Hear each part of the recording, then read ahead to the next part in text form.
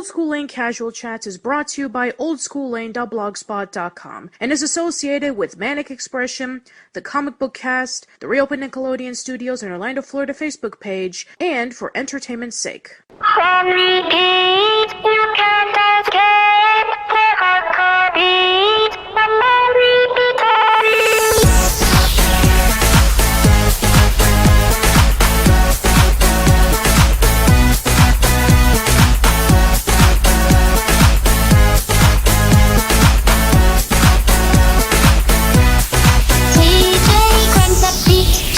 Me on repeat, I just need to let free to clear my mind. No, just one time I want the floor anymore. Just gotta let go, my mind's on, nothing's wrong. I'm on repeat, I won't repeat. Let's take over, it's a burn my skin. My head is on wide, I just gotta let it hang. It's for them inside, just gotta let go.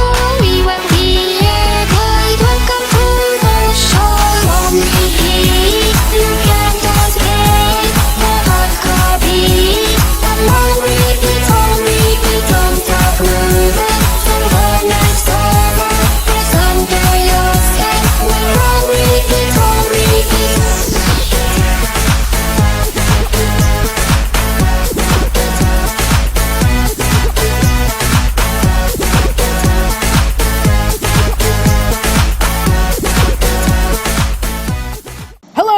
Welcome to a brand new episode of Casual Chats. I'm Patricia, and I'm here with a few special guests. For our returning guests, we have Kyle. Welcome back, Kyle. Hi. And we have Jim. Welcome back, Jim. Always glad to be here, Patty. And we have somebody who hasn't been here in over 2.5 years. He is the founder of the Reopen Nickelodeon Studios Facebook page. We have Zach. Welcome back, Zach. Hey guys, how's it hanging? All right, well, today I thought about this topic for a pretty long time, and I think there is no better time than to discuss about it. It's about good and bad reboots, remakes, and revivals.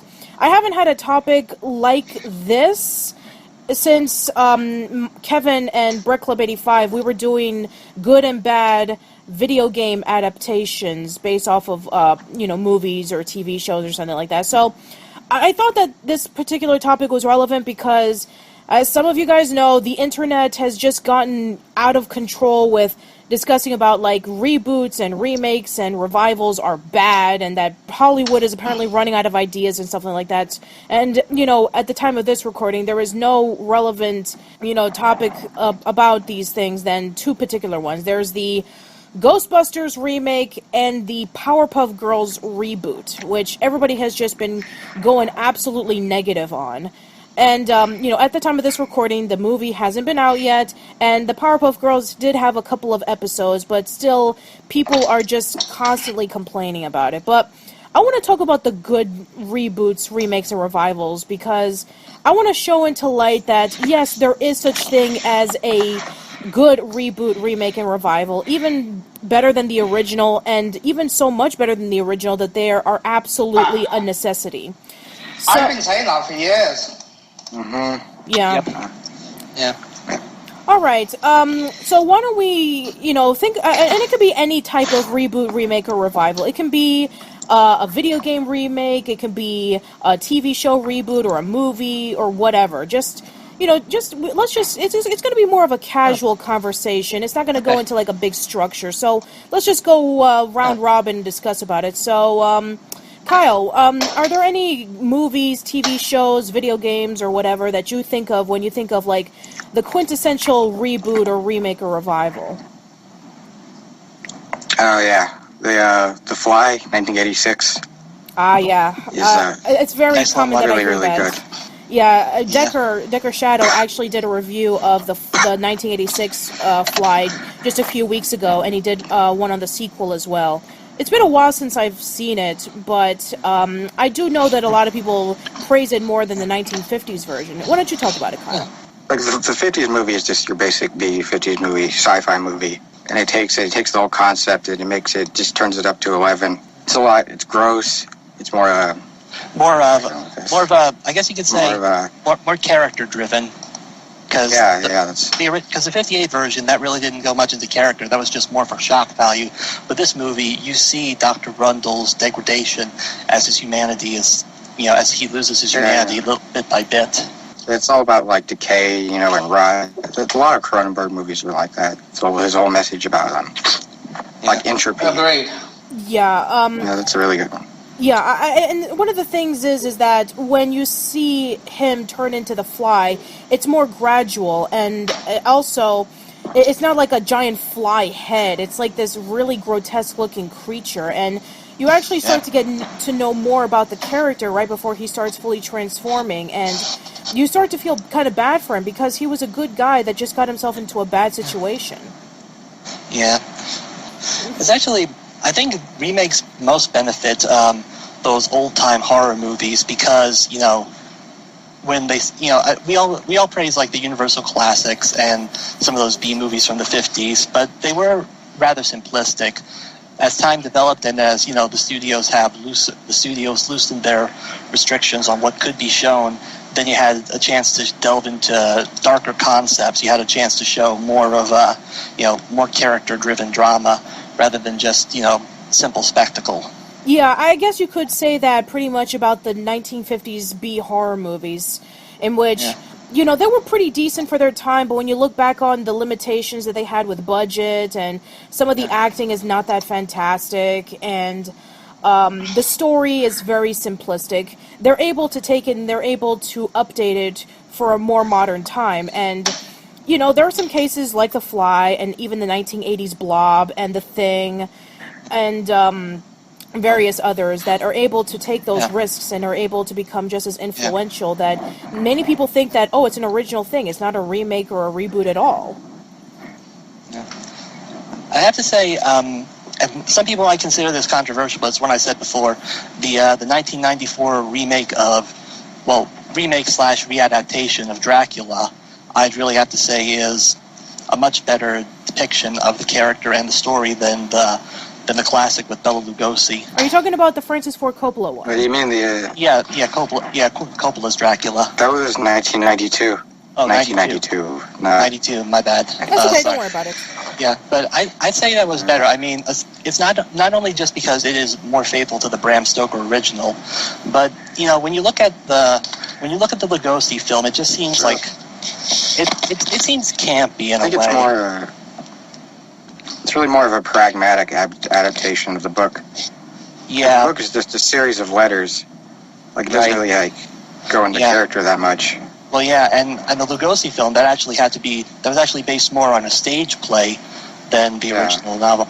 But Coppola's film did a lot more to, I guess you could say, bridge it together to make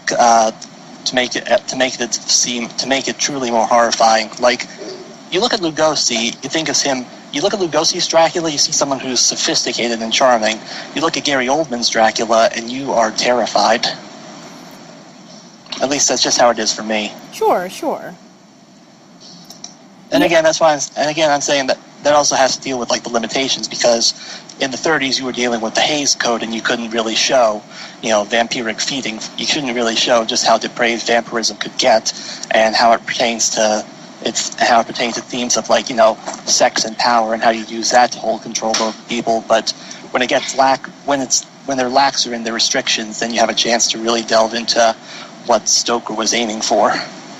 Yeah, and I guess that, and also the 1950s Dracula by Terence Fisher, produced by the Hammer Horror by Hammer. Oh. That also brought in Dracula, played by Christopher Lee, in a bloody, more sexual side that it was never shown even in the Lugosi version. Yeah, I completely. And I apologize. Sorry for omitting that, but yeah, that is also a pretty stellar adaptation as well. I mean, they're different. They're different. Both, Yeah. The Coppola version and the Terence Fisher version, they're different. How about you, Zach? What is your favorite remake of a movie? Favorite remake? I honestly can't really think of one right now. You might as well go on to the next guest. All right. I guess I could say one. It's funny because even one of my favorites, and not that I don't have any respect, but I think that Peter Jackson's Lord of the Rings was much better of an adaptation than Bakshi's. I mean, and not that I don't like Bakshi, I do respect the guy. I more respect him than like his work. But, even though that many people consider Peter Jackson's Lord of the Rings trilogy to have, like, major problems nowadays, and, even The Hobbit became overbloated, but when the trilogy came out and it was able to broaden out the fantasy genre, it was, it told the story really well, the characters were adapted really well, and the story was able to have this big, epic scale that none of the fantasy movies had at the time. I mean, they tried to, but it just never really could meet up to it. Right. Go ahead.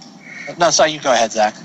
Alright, I actually loved Ralph Bakshi's adaptation of Lord of the Rings, but that's probably just me being biased because I'm a huge Ralph Bakshi fan. Sure. It's a shame that he didn't get to do the subsequent sequels, whereas Peter Jackson did. But oh well, that's fate, I guess.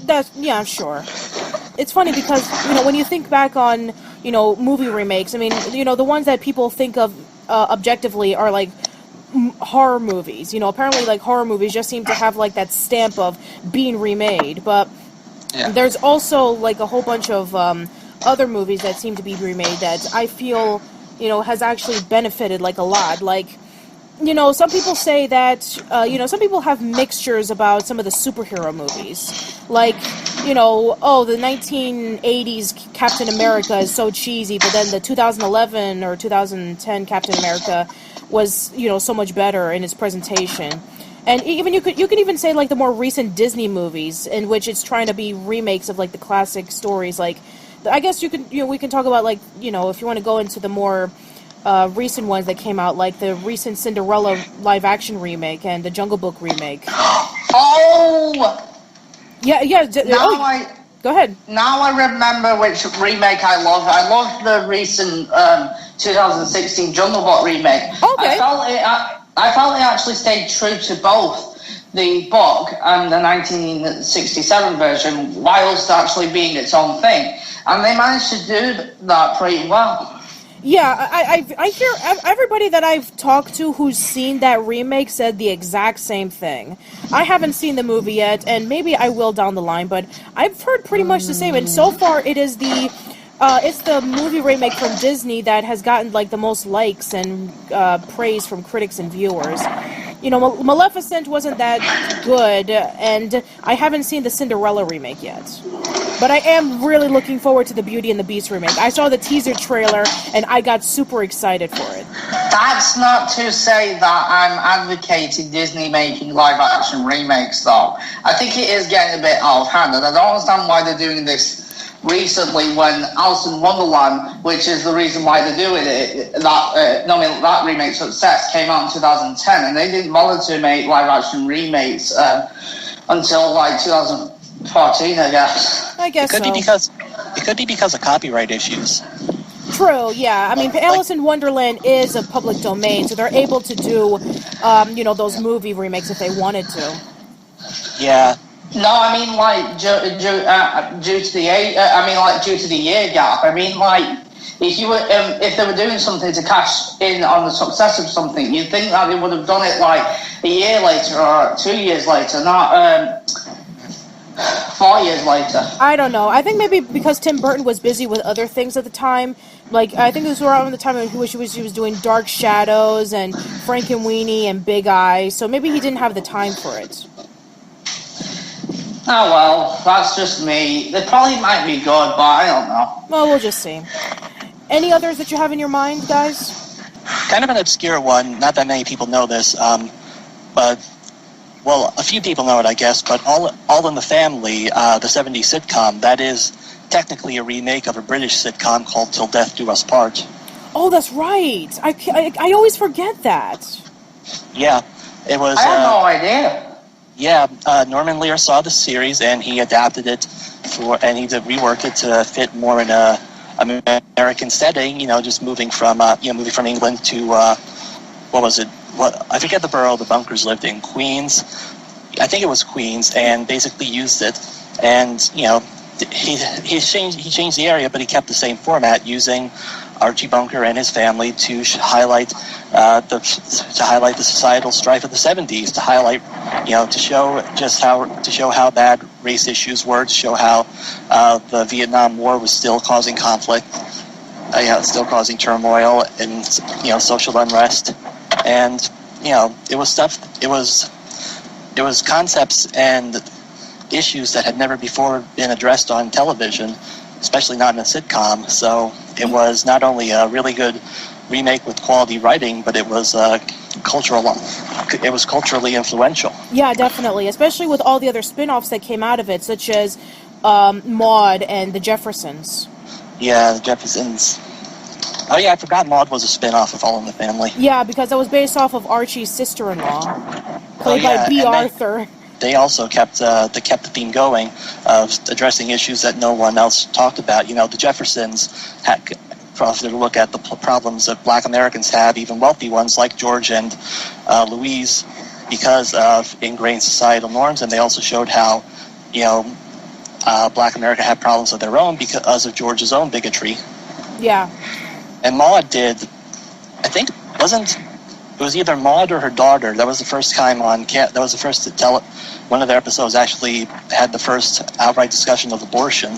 Yeah, I think it was maybe her daughter, yeah, but Maude also took a lot of risks as well, in which, Maude was a very high-strung talking woman, and she wasn't afraid to take a whole bunch of shit from Archie or anybody else around her, and that was able to showcase that, hey, a woman, powerful, they're just not, in the background, just following other orders like Edith was. It's like, oh, Archie, I'm gonna follow your orders. I can't even do that. You do a great Edith. Thank you. Oh, Archie. Yeah, but yeah, you sound a bit like Lois from Family Guy. That was the whole point, because I think Alex Bornstein is kind of trying to do Edith from All in the Family, because in the opening theme song of the Family Guy, it was trying to be like a parody of All in the Family, where they play the piano song. Yeah, but you got a point, and I think that was another thing that left these characters memorable, because that was kind of the point too, showing them that when you deal with people who are ignorant and bigoted like Archie, you don't just kowtow. You say, okay, sure, whatever you think is right. You stand up to them and you tell them, no, you're wrong. Yeah, exactly. That's why, even still to this day, All in the Family has become one of the culture staples of American sitcoms. And, who would have thought that it was actually a remake based off of a British TV show? And, they would do, and this wouldn't be the first time that they would do this. They would do this later on for even The Office and a whole bunch of other shows. Three's Company. Yes, Three's Company as well. Yeah, it's kind of funny because, I didn't know about the, Three's Company until, I would say much later on, that it was based off of another TV show, but yeah. And even with them adaptations, I know we're not going to go into adaptations, but they're kind of more modern remakes, like the movies that are based off of Shakespeare stories, for example, Clueless was basically a modern remake of Emma. I think it was Emma. I think, yeah, in which it's about a woman, and she has this. She's this rich woman, and she meets up with some guy or something, and she's trying to fall in love with him and something like that. But yeah, She's the Man that stars Amanda Bynes is sort of like a modern Shakespeare remake of what was it, the Twelfth Night, and Easy A with Emma Stone is a modern remake of The Scarlet Letter. Yeah, it basically have these modern takes of classic stories that were written hundreds of years ago, and you can be able to keep the original core of it, but at the same time, put it into a more original story. Right.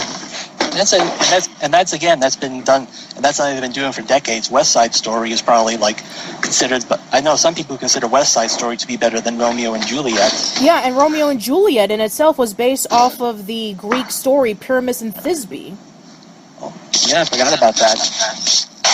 So yeah, I mean, these things have always been, they've always been around, in which they take the stories, they take elements of the story, and they're able to do something different with it. And another one of my favorite. I mean, my sister and I, we just recently watched both of the movies. We watched 21 Jump Street and 22 Jump Street, which was based off of the '90s TV series that starred Johnny Depp. And go ahead. Those two as well are great examples of remakes, because whilst it isn't like the original, that's the point. It tries to be its own thing, and it does it in a very meticulous and clever way.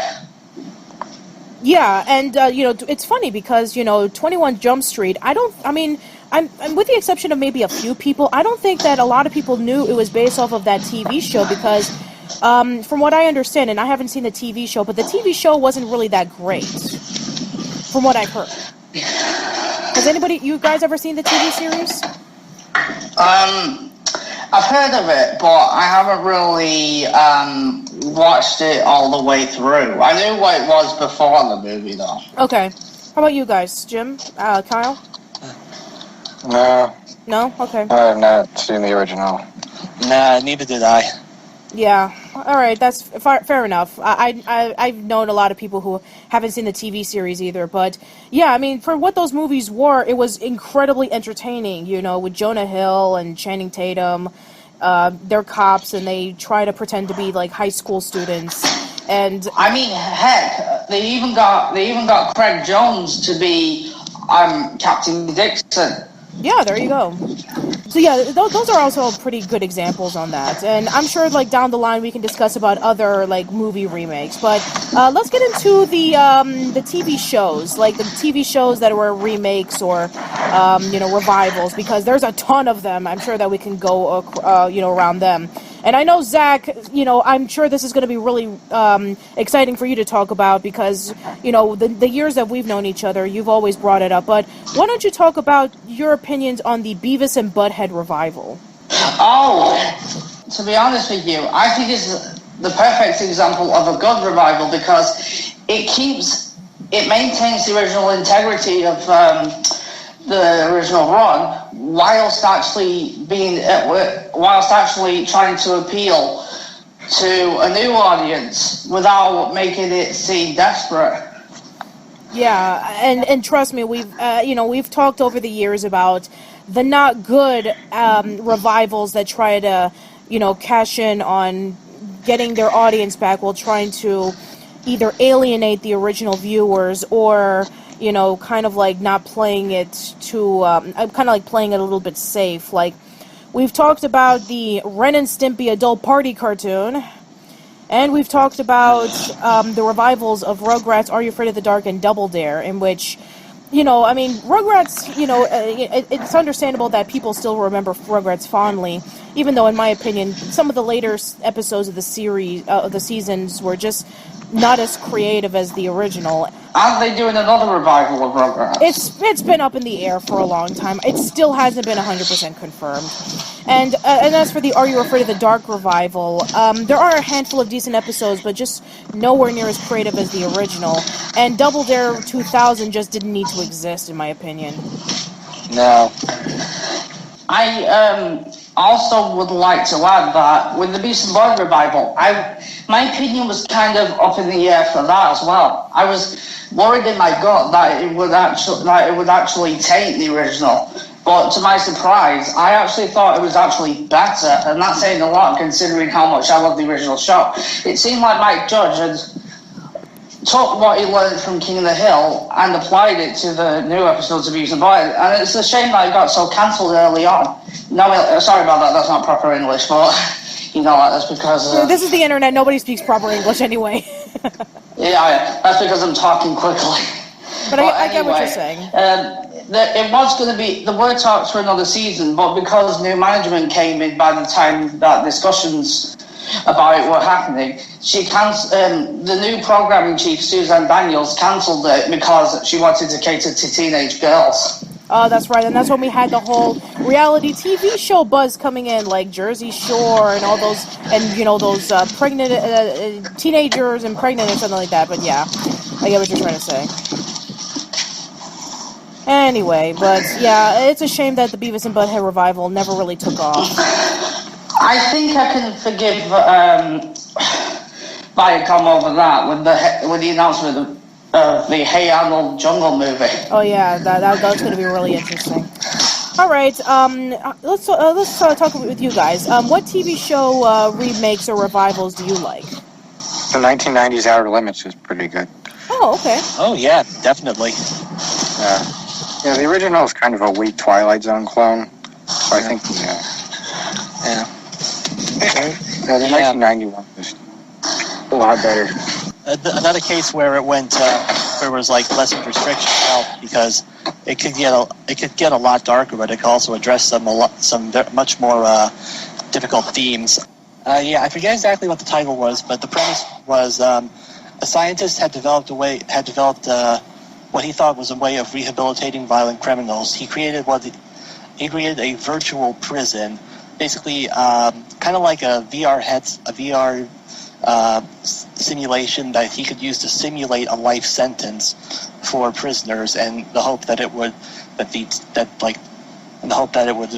rehabilitate them. And in the episode, the convict he's testing it on, something goes wrong with the machine. He ends up killed, and the scientist ends up getting sentenced to life. And it shows how hellish it is for him in prison. And then at the end, it's revealed this was all part of the simulation. Oh, okay. Because he tested it on himself. And as the board is deciding to approve the machine, the scientist is being taken out, even though he now realizes that what he invented is actually a nightmare. So that was another good thing. The revival Outer Limits could do.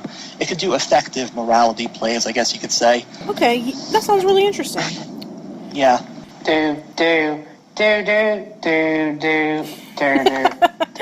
I think Zach has one. Why don't you tell us? Future of the Rama. Oh, good one. Yes, Futurama, yes. I do remember when they were doing the announcement of, that they were going to be doing a revival of Futurama after the huge success of the Futurama movies with Bender's Big Score and a whole bunch of others. Yeah, I even still to this day, I love Bender's Big Score, and some of the episodes of Futurama aren't half bad, and, they were able to do some creative things even years after the show ended its run. Yeah, I was really surprised. I was worried that after they revived it on Comedy Central, it would have lost its spark, but they showed the writers still had skill. Yes, and that's one of the few times in which it was able to do that, in which you can be able to come back to a show even years after it's done and able to do some new things to it, unlike some other things like Season 4 of Arrested Development.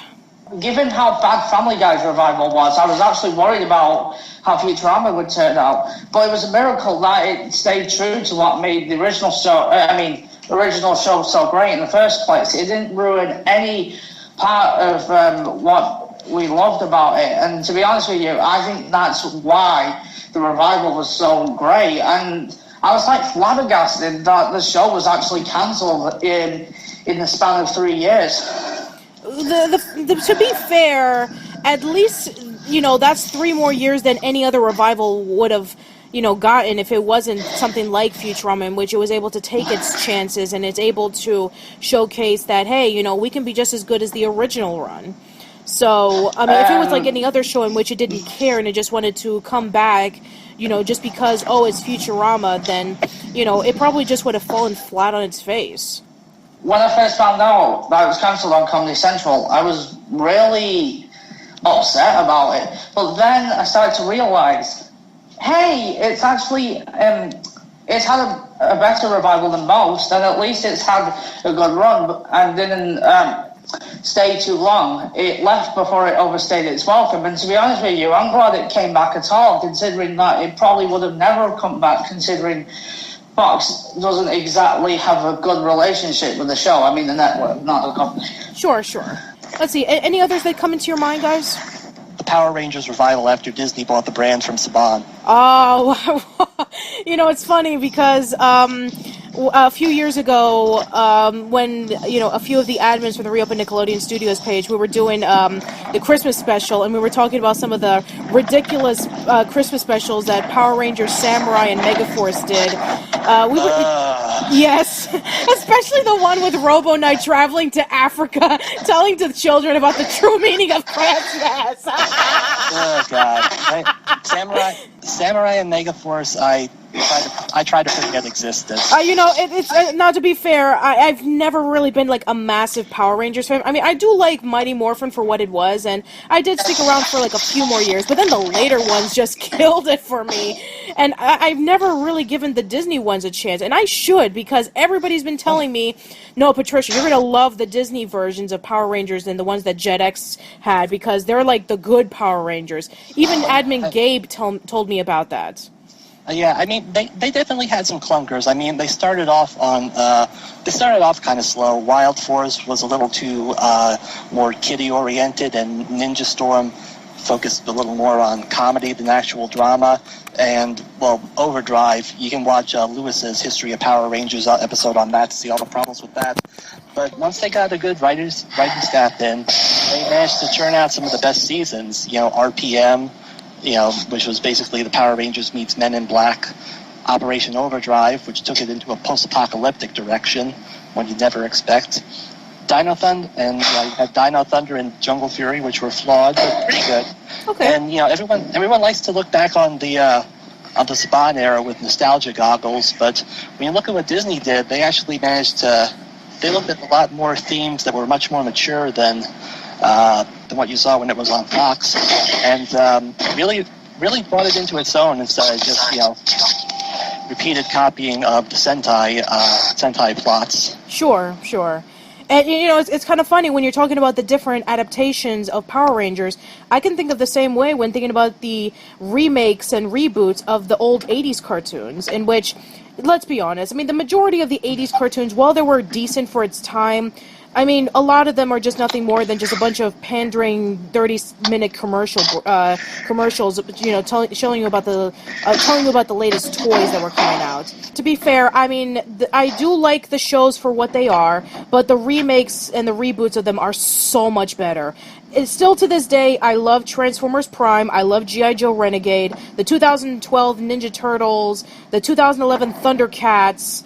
And, to be fair, the 2002 He-Man cartoon for, the small amount of seasons it got. I mean, and it's such a shame because I remember when those cartoons were first coming out, everybody was up in arms because they said that they hated it because it's nothing like the cartoons that they grew up with.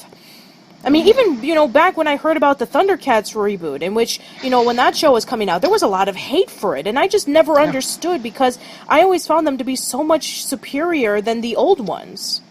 Definitely. I mean, that's confused me as well when everyone was thinking, when I first heard about the Thundercats revival, I thought, why are they reviving this? Thundercats wasn't really that good.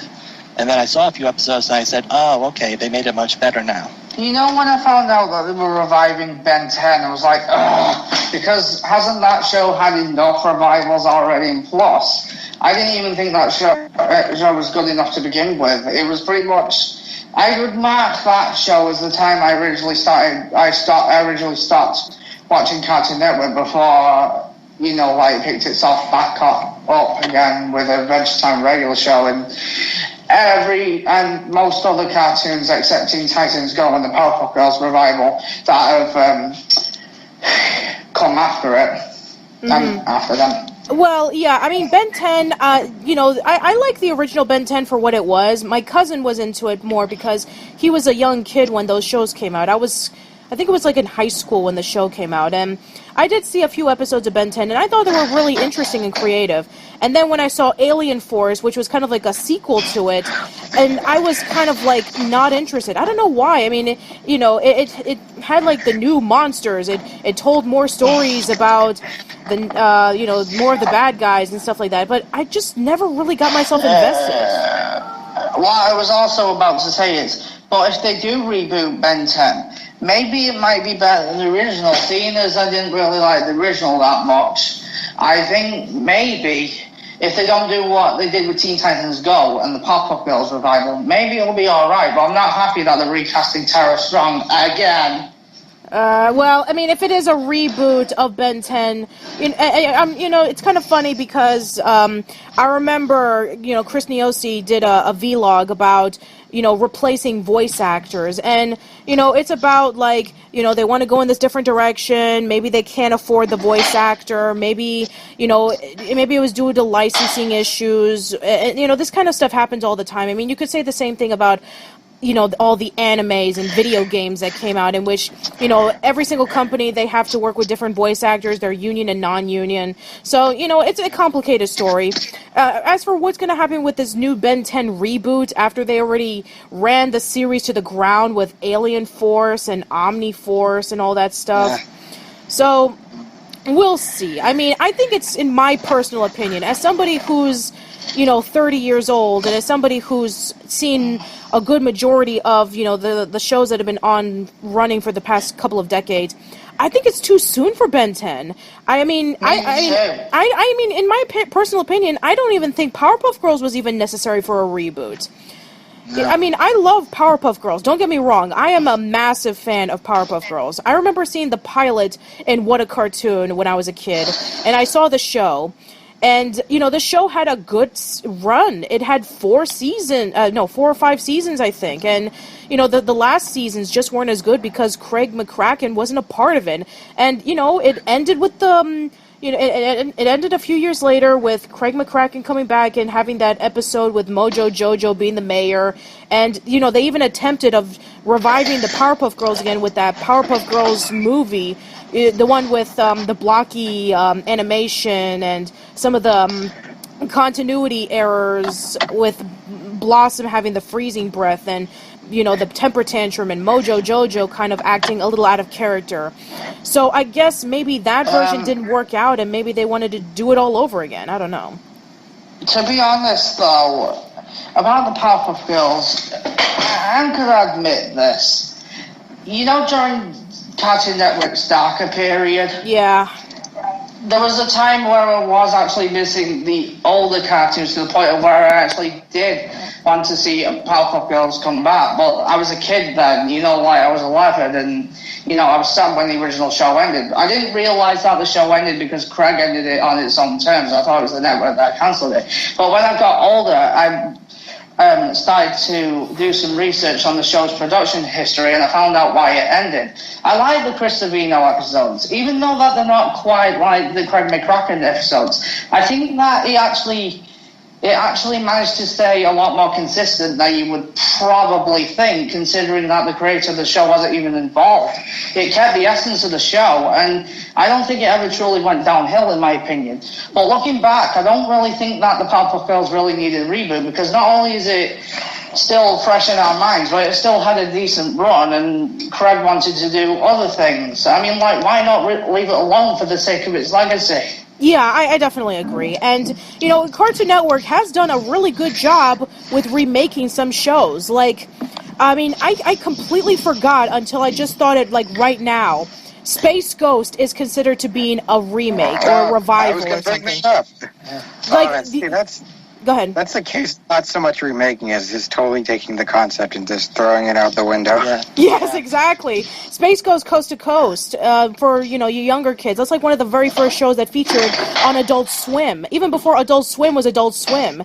And it was based off of a 1960s kind of like superhero show from Hanna-Barbera. And, it basically just said, you know what, screw the TV show. We're just going to take the characters that were on the cartoon and just have a talk show. And for the most part, I mean, when I was a kid, I really thought it was interesting. And then when I grew up and I started rewatching it a few years ago, it was actually better than I remembered. It was like very clever. It told a whole bunch of jokes that I didn't really understand, and it had like a whole bunch of special guests, like Conan O'Brien was there, and it kind of. They had the Ramones on one episode, I think. Yes, exactly. Had the Ramones on one episode, and I just thought, Space Ghost is nothing like the cartoon, but people still remember Space Ghost, the character, because of that, talk show. Yeah. And then also another example. Go ahead. Sorry, go ahead. No, go ahead. Another similar example of that is Harvey Birdman, Attorney at Law. Yes, that's right. Way better. Yes, it is That's way better. brilliant as well. Yes, mean, I these- love that these- show. These cartoons from the 60s that nobody gave a shit about, and they just took them and they just... Oh yeah. And they did the same thing for C-Lab 2021. Exactly. And Yeah, also that Secret was Pretty Squirrel. much all those Adult Swim shows. Yeah, Secret Squirrel, when they used to show Secret Squirrel on Two Stupid Dogs, that was also a remake, well, sort of another cartoon from Hanna-Barbera in the 60s in which, Secret Squirrel was like the secret agent, and it was played a little bit more serious. There was some comedy moments, but it was more of a serious kind of TV show. And then when you look back on Two Stupid Dogs and you see Secret Squirrel, it's played more for comedy. And they even added some characters like Morocco Mole, Secret Squirrel's sidekick. He wasn't even in the original cartoon, I think. Maybe I'm wrong. He was in the original. Oh, he was, but he wasn't portrayed the same. No, they just gave him like a Peter Lorre accent and had him be the sidekick. Yeah. But the original Secret Squirrel was more just like an attempt to do a more kid-friendly James Bond because that was what the spy spoof was big. Heck, one of his recurring enemies was Gold Pinky, which shows how original and creative the writers were at the time. Gold Pinky, that is amazing. Yeah, like I said, it shows you how creative and original they were. But then they did the revival, and they actually took it into new territory with some very bizarre threats. I mean, there was an episode where Secret Squirrel had to join a race to stop a terrorist. Not the most original plot, but something you wouldn't expect from Secret Squirrel considering its roots. True, yeah. And then another one where he actually had to shrink down to subatomic level to stop a rogue particle who was destroying buildings by breaking them down at the atomic structure. Right, yeah. It's been a long time since I've seen Two Stupid Dogs, especially with the Secret Squirrel cartoons. I'll probably have to go back and watch it at some point. I know that a lot of people would, give crap to Two Stupid Dogs because it's trying to be another Ren and Stimpy clone or whatever, but, I'll just see for what it is. I wouldn't say that. Well, And it was a lot drier. yeah, it was drier, but it was definitely trying to cash in on the popularity of creator-driven cartoons with a dumb animal and a smart animal who's, like, really, conniving and stuff like that. And it did, like, split off into other cartoons as well. So, I guess it's kind of, like, trying to cash in on that. But, I mean, it's different. I'll just say that. I mean, it's not like Cow and Chicken in which that is supposed to be, like, what Ren and Stimpy was. Mm-hmm. Yeah, it's gross out. Yeah, gross out humor, stuff like that. Yeah, I mean, there's plenty that we can talk about. Like, I guess I don't know if this would count because there's different adaptations of it, and adaptations are different from remakes and revivals and reboots. But in a sense, it's a first introduction of the character and the concepts that maybe you could even look back on the original. But Jim, would you count Doctor Who? I guess you could count it. Yeah, especially considering it has spent like nearly especially considering it's been more like 15 years off the air. Then yeah, it would definitely count as a revival. Yeah, because we're talking about like the David Tennant era, right? Yeah, the Russell T Davies era with Christopher Eccleston, then Tennant. Yeah. Because I remember when it first came out around the 2000s. That was when I started seeing like the massive boom of Doctor Who. Like nobody was talking about Doctor Who when I was a kid, but then when David Tennant started coming out and it started like gaining a bigger audience. Like cutting into like when I started going to anime conventions. I would see like the typical anime dress characters, but then nowadays every time that I go to a convention, I can assure you one thing: I'm gonna see somebody dressed up as Doctor Who. I'm gonna see a TARDIS in the background. I'm gonna see a Dalek going around like an R2D2. Go ahead. And it's not just, and you'll see people dressed as multiple doctors, because before the revival, if you ever saw someone as the Doctor, at a convention, it was pretty much guaranteed they'd just be the Tom Baker Doctor because that was the most popular at the time. Yes. But since the revival, it sparked a resurgent it sparked an interest in the series as a whole, not just from the Baker era. And I think that's what helped sell it at first, because it made call-outs to the classic series that drew people in by not explaining much. Like the 5th episode, they brought back the Daleks. They established the Doctor had a long-standing rivalry with them. This appealed to the older fans who knew what the Daleks were, and to the newcomers who were confused and they didn't know what they were. They'd go online, they search, and they'd learn about the history of the Daleks and the history of the show. Yeah, so, I mean, you know, a lot of people give crap for remakes and reboots and revivals or different adaptations, but in a way, you know, because their stories are so interesting and because you're able to take it in so many different directions, you can be able to, you know, expand it, and people are, you know, who've never seen the original stuff can get into it, and maybe they'll be interested in looking back on the original. Like, my dad is a huge Star Trek fan, and I grew up with watching Star Trek as a kid, and, you know, I would see on and off over the years, like, you know, some days he'll be watching the original, some days he'll be watching Next Generation, some days, you know, like, you know, occasions we'll watch, you know, Voyager or Enterprise, and even some days we'll even watch the Star Trek movies with J.J. Abrams. And, you know, those are, you know, the new Star Trek movies are also really good examples of that, because, you know, before J.J. Abrams came along and did the Star Trek movies, Star Trek was pretty much a dead franchise. I mean, nothing happened for over a decade. The last, you know, TV show was Enterprise. The last movie was, what was it, Contact, or, what was the last one again? I think it was like Contact or something like that. First Contact? Yeah, First Contact. Was it First Contact, the last Star Trek movie? No, that was, what was it, Nemesis. Nemesis, I think that was Nemesis. the Last Generation one. Yeah, that was the Last Generation one, because they never did movies based off of Voyager or Enterprise. But then again, I wouldn't be interested in watching movies based off of them anyway. But yeah, I mean, you know, when 2009 came along and then Star Trek came back with, you know, with the new cast of characters, it got people to talk about Star Trek again. And now because of that, there's going to be the 3rd Star Trek movie, and now there's going to be a Star Trek TV series that's going to be coming out in 2017, and the teaser trailer just came out for it just recently. And it looks really interesting, so... you know, I mean, some people may not find Star Trek maybe interesting. Maybe they'll consider about Star Wars, which we'll talk about Force Awakens in a minute, and Star Wars Rebels. But yeah, I mean, my dad, you know, he's been a Star Trek fan for a long time, and he likes the J.J. Abrams movies. I mean, we went to see Star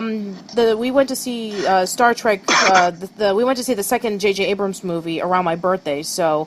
I mean, that just goes to show you that our family likes Star Trek. So I think that, you know, reviving Star Trek like a new version of a sci-fi series, like when, you know, something like Doctor Who was able to get a whole bunch of people talking again about sci-fi, and then Star Wars would come back, and it's, you know, it just goes to show you that, yes, just because something is like old, but if you're able to take something new to it and tweak it around for a modern audience, then it can be relevant again. Oh, yeah. And of course, you know, again, like Star Wars, for example. Star Wars was the same thing, in which you had the original trilogy, then you had the prequels, and then you had the TV series based off of the prequels, and then now you have Force Awakens and Star Wars Rebels. I mean, go ahead. But to be honest, nobody really ever stopped talking about Star Wars. It's always been with us. Sure, but I'm talking like for the new generation. I mean, yeah. You know, like you know, after Return of the Jedi, yes, Star Wars was still in our minds. You know, the adaptations came out, the toys came out, but there was like no new properties of Star Wars. I mean, if you want to talk about the Ewoks cartoon or the Star Wars Holiday Special, sure, but for the most part, Star Wars, you know, back similar to like Star Trek over a decade ago, it was a dead franchise living on perpetual past, and whether you hate it or are indifferent to it, we had the prequels, and then it got people thinking about, you know, the prequels suck, but at least I remember what made the original Star Wars so good, you know. Yeah. And then Star Wars Clone Wars and then Star Wars The Clone Wars came out, and then it just showed us that, hey, the prequels are good stories, it's just that you just need to twist it around a little bit to actually make it feasible. Yep. And then Force Awakens came out, and, that got people talking about Star Wars again, and Star Wars Rebels, which I haven't seen Star Wars Rebels yet. I'll definitely have to take some time to watch it, but from the reviews that I've heard and from the comics, it sounds like it's pretty decent. I agree.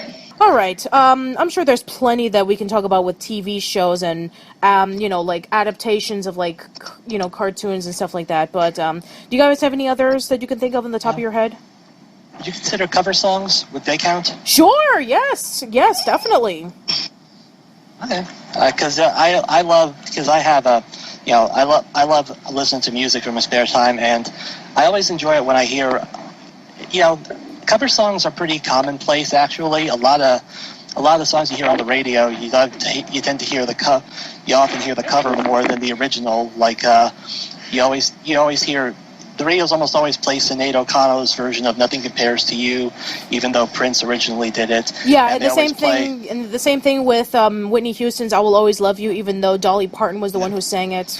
Yeah, but I think what sells it better, especially with that one, I was going to say, Whitney gives it a soul that you didn't get in Dolly's. Hers was kind of like a little more meandering country. Sure. And I think what really makes a good cover song is when, I think, at least for me, when the artist who's covering it manages to give it a new emotional twinge. Two of the best examples that come to mind, the Clash's cover of "I Fought the Law." The original one, you hear it, it's kind of like this guy who... The guy sounds more sad and mopey that he's in prison now, and he's not with his girl. But when the Clash do it, there's anger to it. There's a rage against the system that they've been locked up. And Johnny Cash is hurt. Well, again, Nine Inch Nails original that sounded more like kind of like petty, whining, petulant. This is Nine Inch Nails we're talking about. Yeah, but I actually really like the original Nine Inch Nails version of that song.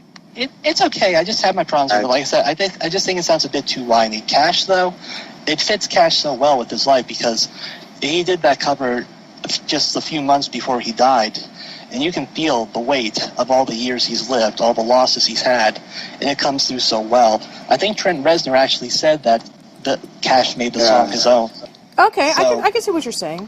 That's just my thing. I'm thinking, there are god-awful covers too, but, sometimes you hear something that really does not only the song proud, but the music and the musical landscape itself proud. Yeah, I get what you're saying. It's funny because my sister, she likes Ellie Goulding's version of Your Song, which was originally sung by Elton John. And I tried showing her, it's like, Elton John first sung this. It's like, yeah, but I like Ellie Goulding's version because it sounds more emotional and it sounds more clear, and it has a lot, in my opinion, it has a lot more weight to it. And I'm like, okay, that's fair enough. Oh, yeah. Well, hey, it's all subjective. I don't really remember how hers sounded, but I'll listen to it again. Sure, okay. Cover songs, just as much as movies and TV shows, songs are being re-sang over and over again by different people. Let's see, you have the Boys of Summer, and there's various versions of it, like you have the original, and then you have the more revamped version. I don't remember who sung it, though. Neither do I. That's one I consider more the bland version because it doesn't really add much. Yeah, exactly. There's whole bunches of versions. I mean, if you can even, talk about they're just remixing, certain songs and, try to make it into their own. I remember Andre Meadows, the Black Nerd, talk about, how Nicki Minaj, when she sang the song about butts, and half of it is just Sir Mix-a-Lot's Baby Got Back. Yeah. That's on her. That's like, there's at least a dozen different covers of Leonard Cohen's Hallelujah. Yes, that's right. And I think it got even more relevant when Shrek, presented it in the scene with Shrek and Fiona. Yeah. Yeah, and again, no disrespect to Leonard Cohen. Again, great guy, but some of the guys but I listened to Jeff Buckley's cover. I just think it moves me in a way that his sadly couldn't. Sure. And the same thing also could be said for The Devil Went Down to Georgia as well. There's a lot of versions of it. Yeah, good point. Does this include sequels as well? Sequels, I mean, unless it's like a remake, sort of. It might maybe like kind of like Evil Dead 2, in which it's a remake and a sequel, which is kind of confusing. But what are you trying to say? What is your example? You're gonna be surprised at this. Sure.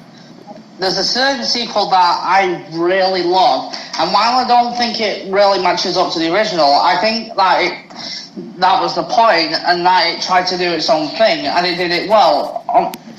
That is Dumb and Dumber 2. Well, I mean, I guess I mean, maybe if you want to talk about like, you know, like things that haven't happened in a while, you know, I guess Dumb and Dumber 2 and 3. I mean, Dumb and Dumber 2. You know, that movie hasn't come out in like. I mean, the first Dumb and Dumber came out in the 90s, and then, you know, Dumb and Dumber 2 came out like over almost 20 years later. So, I mean, it's sort of like a weird instance in which it's both a sequel, but at the same time, it's trying to revive, you know, to, you know, the old audiences as well as modern ones that, hey, you know, Dumb and Dumber was really popular in the 90s. Let's see if we can actually make it relevant again. It's a reboot sequel. Yeah, it's one of those rare reboot sequels in which the sequel of something doesn't come out until like at least over 20 years later. Same thing with like Tron Legacy or something. Unfortunately, despite the movie performing well at the box office, it met to critical backlash, which I think is ridiculous because it's not that much different from the original. I mean, yeah, I can understand it not being as good. I mean, like, that's a lot of shoes to fill. I mean, like, they've got a lot to do to actually match up to the original, and I don't think they were trying to do that. They were trying to do their own thing, which is what most sequels don't do. They try and be the original. But I think that it was really funny, and I haven't laughed that hard at a movie in a long time.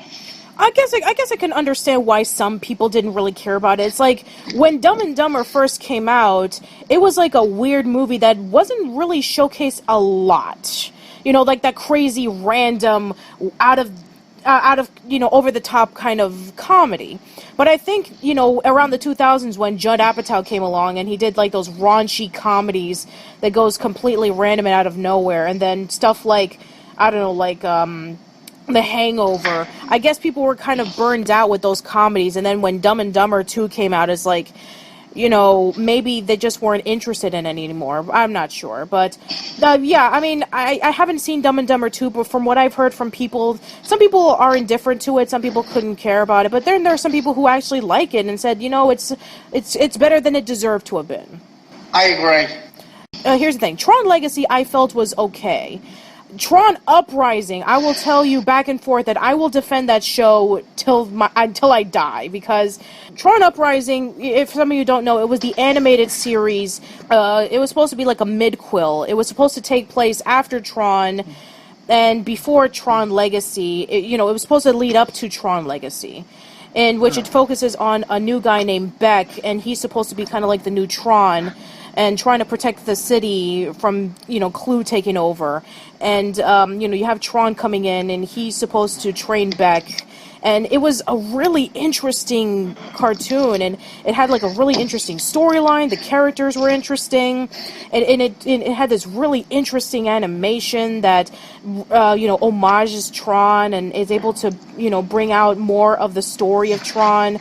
And it's a shame that almost nobody watched it. The scheduling got completely out of control, and then the show got canceled. I noticed that a lot about it. Oh, go ahead. I'm sorry. I just noticed that a lot about a lot of those Disney shows. Their schedules are kind of off. That's why it's kind of hard to watch them. Yeah. Like Avengers. That always kind of made it difficult to catch. Oh, what are you talking about? Avengers: Mightiest Heroes? Yeah, because they usually put them on like very early in the morning, and it would just be hard to watch. Yeah, Tron Uprising was the opposite, in which they aired new episodes around midnight. Wow. See. That was awful, because the show is supposed to be for kids, and you want to stay up until midnight to watch them? That's ridiculous. I mean, I'm still sad that Tron Uprising got canceled, because I mean, it was the reboot of Tron that I felt that it deserved, that the original Tron deserved, because Legacy was okay. Uprising was able to take the story of Tron, able to add some new characters, and able to expand the world of Tron. And I felt that, it could have led up to something more. Like, maybe we could have gotten more Tron sequels. Maybe we could have, had the expanded universe similar to Marvel or something. But no, it just came and it went just as quickly. And now it's just relegated to Kingdom Hearts games. Yeah, that's right, Kingdom Hearts. Oh well, I mean, I guess I guess Tron will be around in some way, shape, or form. Anyway, but, let's see if I can think of any others. I mean, there's a whole bunch of cartoons that I can go on and on about, like, revivals that really brought out, like, brought out to the modern audience. I mean, if Creepy and Y-Boy were here, they would tell us they would tell us for hours about Scooby-Doo. That's always getting rebooted. Yeah, I mean, there are so many adaptations of Scooby-Doo, it's not even funny. And, a lot of people have their favorites. Some people like Zombie Island, some people like, What's New Scooby-Doo, Mystery Incorporated. Mystery Inc. is probably one of the best because it tries to be its own thing, but it also pays strong homage to the continuity of the show. Yes, I agree as well. It's just too bad that DC thought, you know what does Scooby-Doo need? It needs a dark, gritty reboot. Oh yeah. Have you seen the pictures? It is so stupid. They turned Shaggy into one of the Hicks from Duck Dynasty I with that stupid beard. Starring Jamie Lee Curtis, directed by John Carpenter, rated R. But what is this? I've never heard of this. Scooby-Doo Apocalypse. It's a new comic that just came out, and it's basically the Scooby Gang in the end of the world. Done by It could be kind of DC. fun in like a stupid way. I mean, like in a very tongue-in-cheek way. But if they're playing it serious, then They are it's playing it serious. Yeah, they do have fucking retarded. they do have a lighter series though. It's like At I least, think it was called. They have a lighter series. It's like the old Scooby-Doo specials where there are comics where they team up with different people each time. They team up with the Teen Titans. They team up with the Jetsons and the Flintstones. It doesn't make much sense, but it's fun if you want something that's lighthearted. I mean, it makes sense, of course, because Scooby-Doo has always done crossovers with a whole bunch of celebrities. They've done it for the Scooby-Doo show. They've had those crossover movies with Kiss and with the Harlem Globetrotters. Yeah, the Harlem Globetrotters, Batman and Robin, John Cena. Yes. Correct me if I'm wrong about this, but wasn't Paul Lynde a guest star in one time on the old Scooby-Doo show? Which one? Paul Lynde? Paul Lynde? I don't know, probably. I mean, I know Don Knotts was...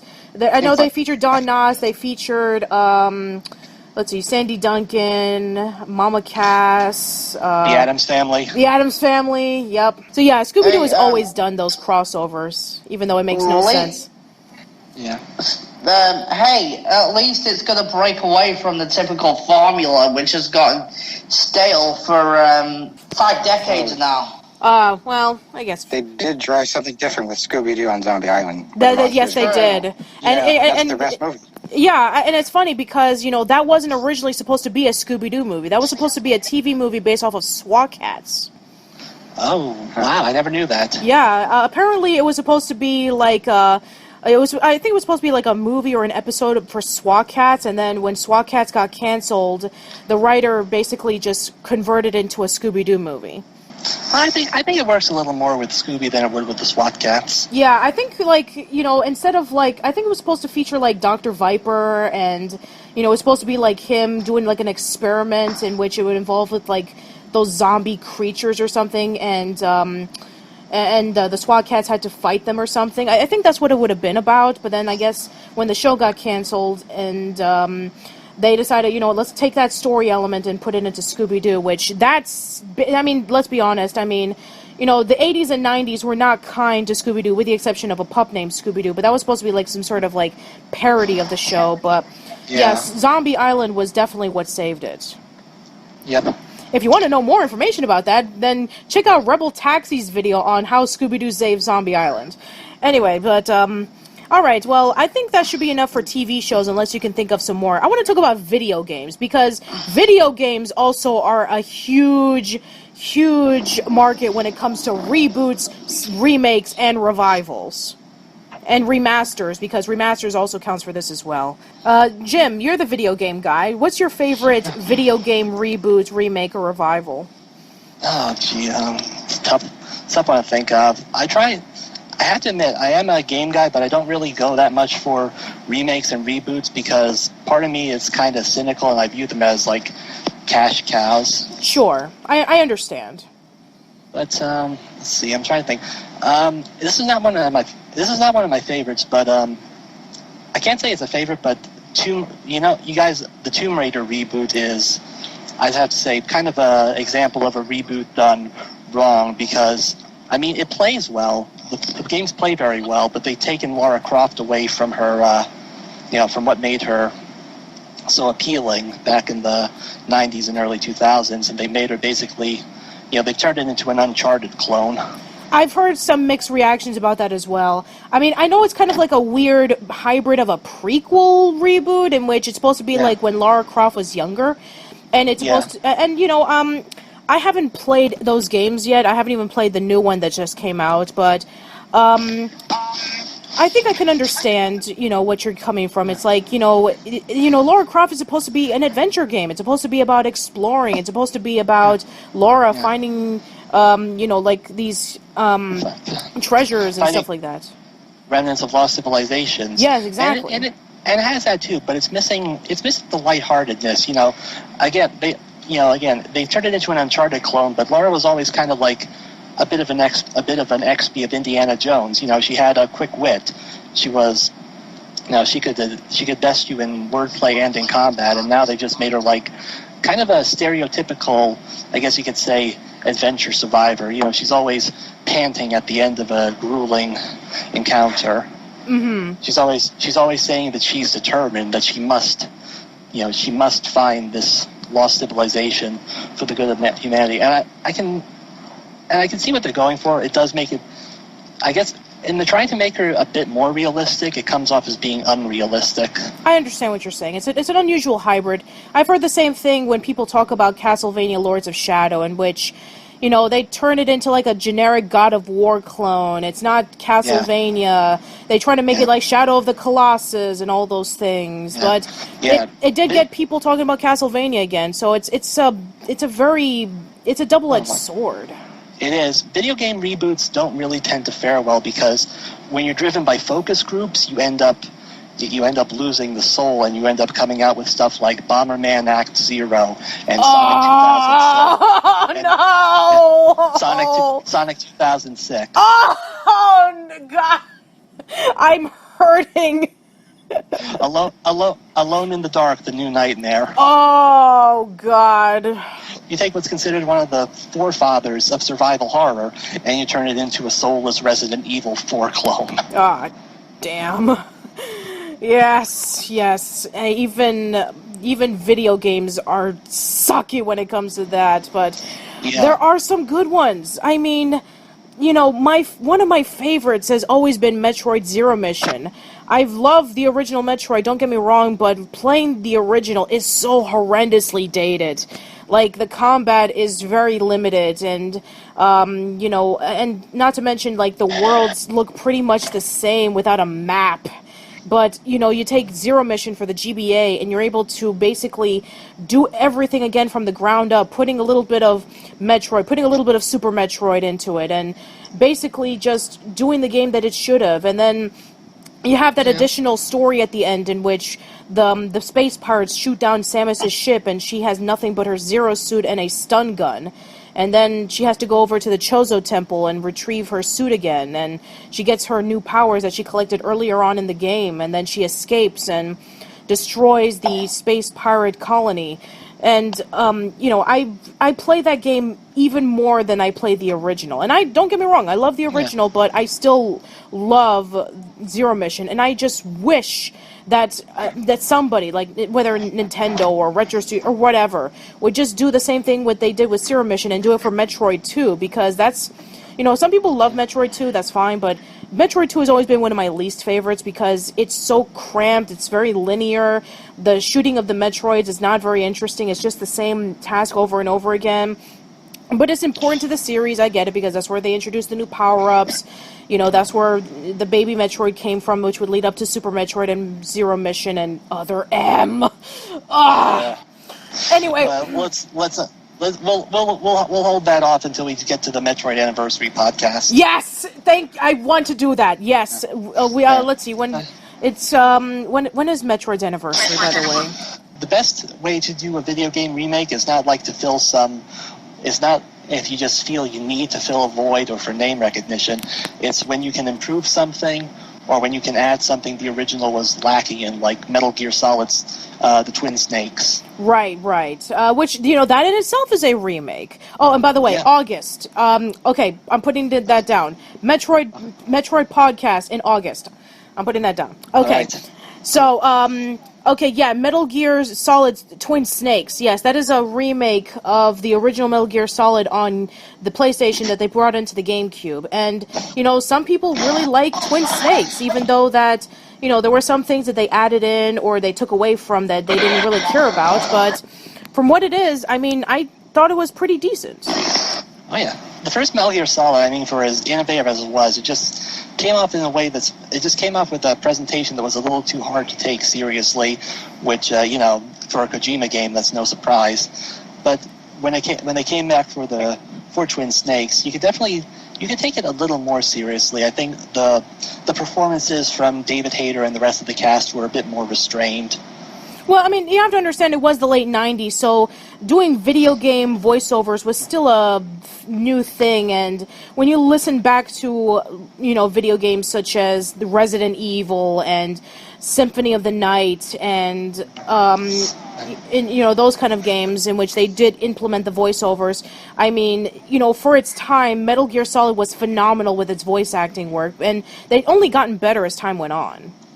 Oh, definitely. I mean, there's no stupid Jill sandwiches or what is a man, a miserable pile of secrets. Yeah.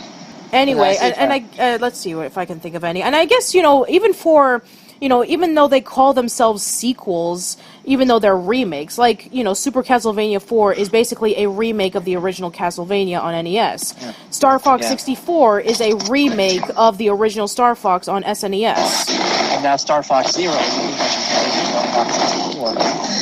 Yes, I know. So Star Fox Zero, yeah, you're right, Jim. Star Fox Zero, a remake of Star Fox 64, which was a remake of the original Star Fox. It's remakeception, I know. A remake of a remake. It's yeah, exactly. And let's see. And you know, and also, you know, with going into Mega Man, you know, the Mega Man games also kind of, you know, with Mega Man 9, kind of like trying to, you know, not only was it a sequel, but it was also a revival to the classic Mega Man games because there hadn't been one in over a decade at that point. Right. And, you know, even still to this day, you know, I really love Mega Man 9. It's probably my favorite in the classic series, even though everybody loves 2 and 3, and I do like them as well, but Mega Man 9 was able to take the elements of those classic games and able to refine them. You know, and I guess, you know, there's a whole bunch of others that we can talk about, like, you know, with Sonic and with Zelda and the classic Sonic. Yeah. Bonus points if you can guess who I'm referencing. Jaleel White Sonic from the Sonic cartoon? No? No, it's a certain troll. Oh, is that kid who rants about Sonic, right? Yeah, Mario Plumber. Yeah, I think you gave me a clip of that. I think Tom from Comic Book Cast a few years ago gave me a clip of that guy, and all he was talking about, like, why isn't there a Sonic Adventure 3 or something like that? Anyway, so Kyle, do you have any favorite video game remakes or revivals or anything like that? I don't have any favorite remakes, but I think there's a few games that could use a remake. Sure, tell me. Like I think you'll probably piss a lot of the original fans off, but I wouldn't mind if they took Fallout 1 and 2 and they remade that with the Fallout 4 engine. That would be really interesting. Those original games, yeah, they're not really that accessible. They're turn-based. They're strategic, I guess. Yeah. They're more, but you know, Tactical. Yeah, that's So do with the first so give Fallout the XCOM treatment and just like make it more streamlined. I can see that. Yeah, I can see that yeah, too. It would probably really piss a lot of the fans off who like the original ones, but you know, I would like that. Yeah, I can see that. I only really like Fallout 3 and 4, so.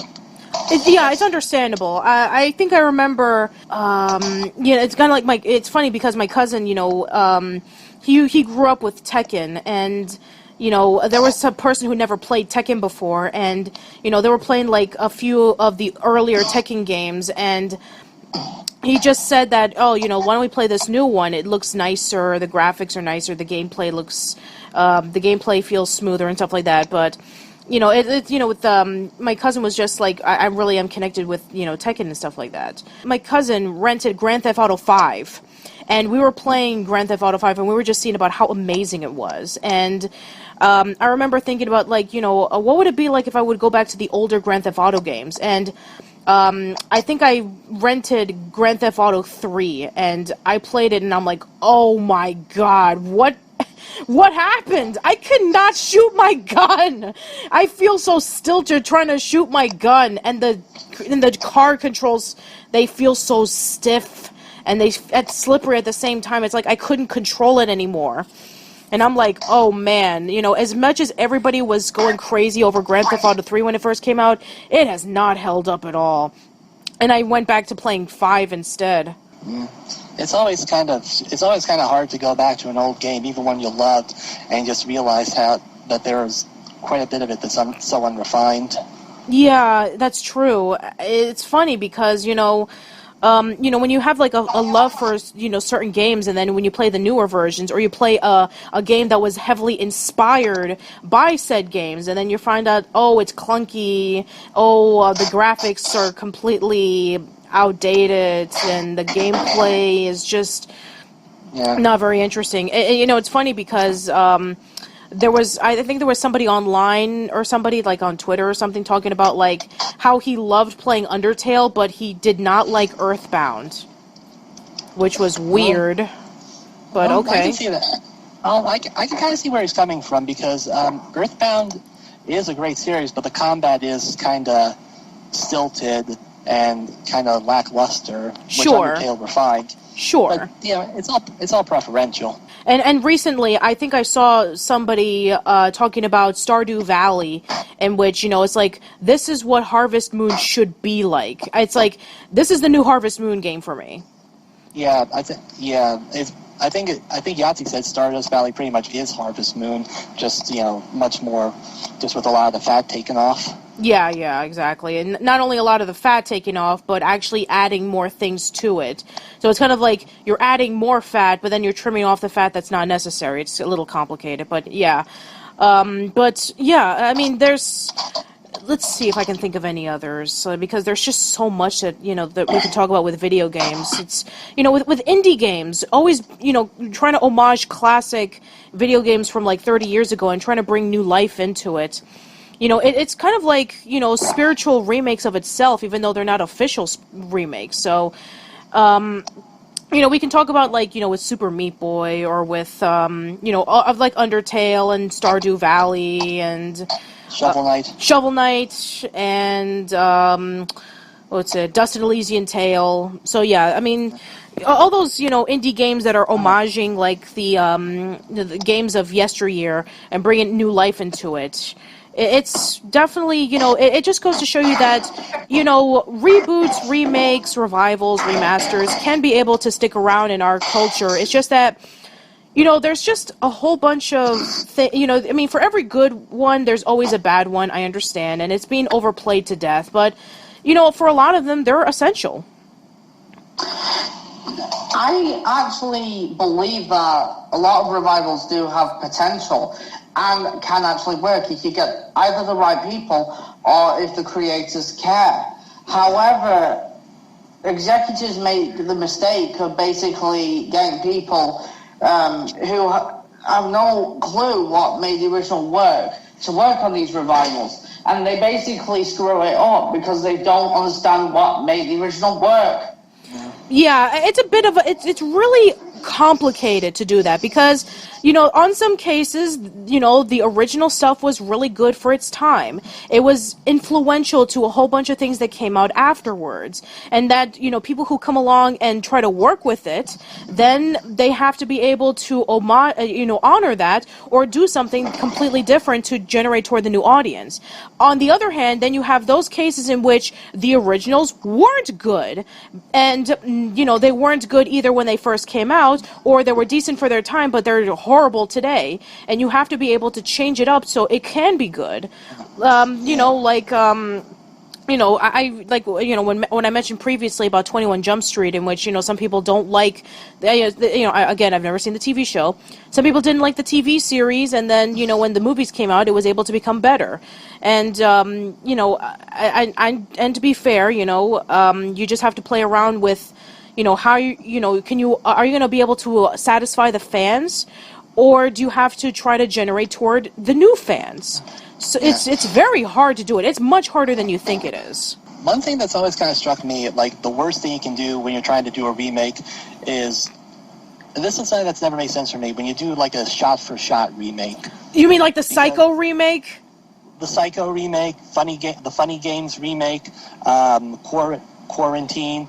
Yeah, that's the thing I kind of, because I always thought the purpose of a remake is to add your own spin on something and to, create and to give it a flair that this director can bring, this writer can bring. When you're doing a shot-for-shot remake, then you're just basically saying, just go watch the original because you're just going to see the same thing here. There's no creativity put into it. Yeah, and the same thing can be said for the revivals as well, in which, you haven't had a few episodes in a while, and then when you just come back to it, it's like, we're going to continue right where it left off. It's like, that's great for the fans who have the show, but for the new people, they're going to get confused. I still defend Disney's Doug, despite the many problems that show has, especially with the first episode in which it's going to change everything immediately. I still defend it because at least it's a continuation of Nickelodeon's Doug, and it's able to give character development where the original version lacked. But yes, Patricia? Yeah, what's up? I used to hop on the wagon that basically thought that Disney's Doug was very original, and I still agree, but I wouldn't exactly say it sucks. I would just say it's I think the problem is that Jim Jenkins was barely involved with it in terms of writing. I mean, he was not as much involved as in the Nickelodeon version, that's true, but, that show, when you consider that show came out in the late 90s, and other programs such as Recess and Hey Arnold came out around the same time, you kind of see that Doug did leave its influence, but then when other shows came out, it just wasn't needed anymore. Yeah. You know one of the worst offenders in terms of making bad remakes are, if you can believe it, you might find it's a little hard to believe, the Three Stooges. Oh, yeah. But I love that adaptation. No. I don't think he's talking about that one. No, I'm talking about the original shorts. You see, the Stooges. The Stooges did their work for Columbia for like 16 years, and then Jerome Curley, he had a stroke. So he was out of the team. So then Mo got his other brother Shemp to come in, and they did some new stuff, but they also rewrote some of the old scripts that had Curly in it and just put Shemp in it. And then No, he's not talking about the movie, Zach. He's talking about like the quote-unquote newer versions of the Three Stooges shorts. And then, unfortunately, Shemp died of a heart attack, and the Stooges were still under contract. So while they were searching for another replacement, they basically cobbled together segments from old shorts and put them in to make it look like Shemp was still in them. And then when they got Joe Besser in, they basically rewrote more old scripts and just put Joe in place of Shemp. Yeah, that was very, very complicated, and I can understand that they had to work around with the stupid contract that they were under with Warner Brothers, in which, Columbia. Columbia.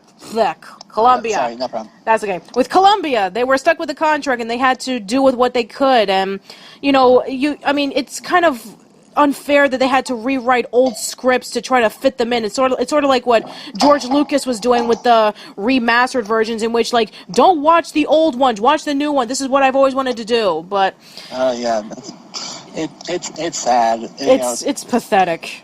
That's the prime. That's one of the biggest examples I can think of how to do a bad remake, because it's just soulless. It's just being put out to fulfill an obligation. Yeah, and going into the Three Stooges movie, looking back on it, it's not as bad as it seems to be. Like, they are able to homage the Three Stooges. I mean, the only thing that I didn't really care for it was that they had to include the Jersey Shore. Yeah, that made for the kids. Yeah, for the kids. Exactly. And because the movie didn't do so well, now they're doing another reboot of the Three Stooges, but having them younger, yet at the same time, what was it, like, Larry has a bald head and he's like a kid or something. It's like, what? It makes no sense. It makes no sense. So, I mean, it's funny because I think I remember in Talking Tunes that Billy West was actually a creative consultant of the 2011 Three Stooges movie, in which he would go over to the actors and tell them, like, okay, Curly, did this movement with his leg because he was limping, and Moe would talk like this, and Larry would, say these particular lines. So, yeah, I mean, when you look back on the 2011 Three Stooges movie, it's not that bad. I mean, it could have been worse. And then from the looks of this new reboot, in which they're going to have them younger, it looks like it is going to be worse. But, yeah, I mean, just because of the original, the original stuff wasn't always perfect either. And no. So, I mean, take it for what it is. But, yeah, I mean, that's a good example, Jim. Yeah. Let's talk about the 2016... Yes.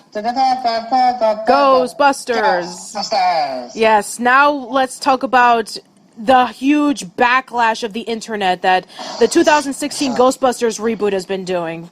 And, oh man, I mean, I have to tell you, out of the thousands of remakes that we have gotten in Hollywood over the past 100 years...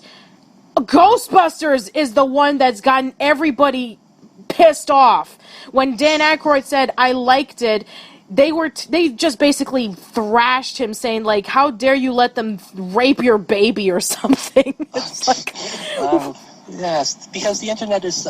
Because discussions on the internet are so well nuanced. Oh, God. The movie hasn't even come out yet. And yet everybody is just against it. It's one of the least liked YouTube videos of all time. I think people should just basically wait for the movie to come out rather than just prejudging it. I mean, I am not going to lie. And I know that I will have thousands of pitchforks at my outside my house after I say this. I found the trailer to be funny. Which one? The first one. Yes, it's not the original, but at least it's just trying to do something different. Paul Feig's just basically, doing his own send-off of the franchise. And you never know, it might actually be good. But I do think that some of the responses to the criticism from the people involved kind of are a bit... I understand where they're coming from, but I just feel like... And I'm not dissing them as people. Don't get me wrong. I think Melissa McCarthy seems like a nice person in real life, as well as Judd Apatow. But I feel like the responses to the backlash are less than accepting of less than accepting of constructive criticism. I mean, yes, some of it is hurtful. But mostly not everybody's going to like, what you make. And I think that's the thing. People these days who are involved with certain projects that get backlash don't take the criticism to heart. What I meant to say was don't take the criticism to light. Sure. It's funny because I mean, ever since James, Alex, Kevin, Clancy, and we did and Kieran did the Ghostbusters podcast a few years ago, and I said that even though that there's never going to be a chance of a Ghostbusters 3, the only way that they can make it relevant is if they did a remake of it. And guess what? We're getting a remake of it. And you go ahead. They probably listen to your podcast for inspiration. Yes, they probably listen to my podcast. Way to go. But So technically it's your fault that this is happening. I know it's my fault. Come get for everybody, get your torch and pitchforks into my place, and blame me for this. But in serious sake, I know that Ghostbusters has been trying to do a sequel for a long time, and Bill Murray didn't want to do it, and I guess this was the only way that they could make it relevant was to do the remake. But to be quite honest, I did see the trailers, and, they are playing a lot of the jokes and stuff like that, and a lot of the scares, and, I'm not going to judge anything by the trailer, because in recent years, I don't know, for some reason, a lot of these trailers suck. Like, I almost dismissed Cloudy with a Chance of Meatballs, and Zootopia, and Frozen, and Tangled, because their trailers sucked. Exactly. I don't know why. This just seems to be a general problem with the studios now. They're not putting their best foot forward. Yeah, exactly. So I'm not going to judge this movie until I see the movie. And maybe I'll have some of the guys come back and do a discussion of the 2016 Ghostbusters movie alongside with me, or maybe they'll just write on Twitter and say, "No, I refuse to do it." Who knows? I'm not gonna go too deep into that. Anyway, so yeah, then there's that, and of course there's the recent Powerpuff Girls reboot, and I know we briefly talked about this, and from the few episodes that I did see, it's a bit of a mixed bag. There's some episodes that are really good. There's some episodes that are really bad, and there's some moments in which they try to pander to the new audience, like memes and twerking and faces and stuff like that. And my friend Ashley said this is the peril of trying to make a cartoon in the Tumblr generation. Yeah, and the thing of it is that, say whatever you want about the original Powerpuff Girls, but I think in my personal opinion, the original still holds up. And it's still a great show that has action and comedy and dramatic moments. And yeah, sure, some of the later seasons of the Powerpuff Girls, it wasn't as good as the original, but I still think it's great. And I can think of a whole bunch of other Cartoon Network shows that should be remade, but Powerpuff Girls just wasn't one of them on the top of my head. But, I think that this is just one of those cases in which, as time goes on, maybe, the Powerpuff Girls will just be seen as this cartoon that didn't really need to exist, and, we can always have the originals to look back on. But, that's okay. I'm glad that they're able to... Go ahead. I would actually be more accepting of it if Craig McCracken was on board, or at least someone who works on the original, who is aware of the show's DNA and tries to apply it to the new episodes. But unfortunately, that isn't the case. Oh, and I'd be more accepting if the people behind this new show, it doesn't necessarily have to be as good as the original, but there has to be some effort put into it. And unfortunately, with the exception of very few episodes, I don't think that there is. Well, yeah, it's still very early, so maybe around the second season, if there is a second season, maybe it'll pick up and maybe it'll do some new things to change things around. There will be a second season. Apparently, according to an interview with Natalie Palamedes, who's the new voice of Buttercup, that they are recording season 2 right now. Okay then, maybe they'll come back to the drawing board and think about, let's see if what we can do to improve on things. Because if there's anything if there's anything that the online community has done over the past couple of years is that, they're able to give their critiques and they're able to give their positive feedback.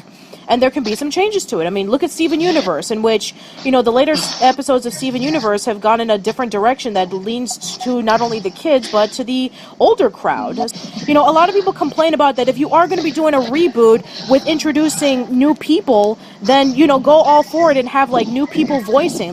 Some people were even complaining about Jennifer Hale coming back as the teacher and Tom Kenny coming back as the mayor and the narrator. It's why are you going to bring them back? And it's if you're, go all for it, or, don't waste our time and have the original people come back. It's like, I mean, it makes sense in some cases in which, like in Ninja Turtles, even though the entire casting is brand new, with the exception of, like, a couple of cameos, and with Rob Paulsen coming back as Donatello instead of Raphael, Renee Jacobs, who was the original voice of April, they brought her back as April's mom, or, they brought back some of the original voice actors of Teenage Mutant Ninja Turtles to do that crossover special. It's like, that's fine. I mean, that's not only great fan service to the original fans, but maybe to the new people who've never even seen it, they'll be like, ooh, this is very interesting.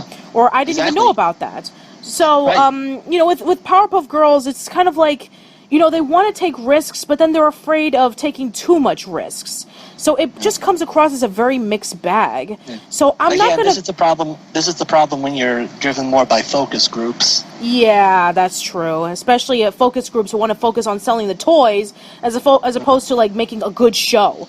It's like, you're gonna make money off of the toys anyway, because, if a show is good, then focus on the show and then focus on the merchandise later. I mean, you're gonna get rich anyway.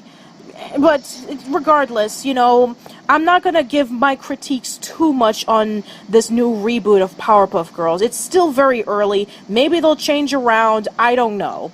All I know is that I'm not going to go too much into a tangent about how this version is inferior to the original. Have you seen the Friendly Chats podcast where Ben Looney and his friend talk about the reboot, and Ben Looney really hates it. No, I have not. He hates it to the point of where he lets a swear slip out, and we all know how much he barely swears. Well, That's how bad it is. Again, I'm not going to critique it too much. I mean, if the show does want to stay in its position, then, you know what, we'll just see where the direction goes. But I'm not going to critique it too quickly because it's still fairly new. Yeah. And I'm just going to wait until it's over.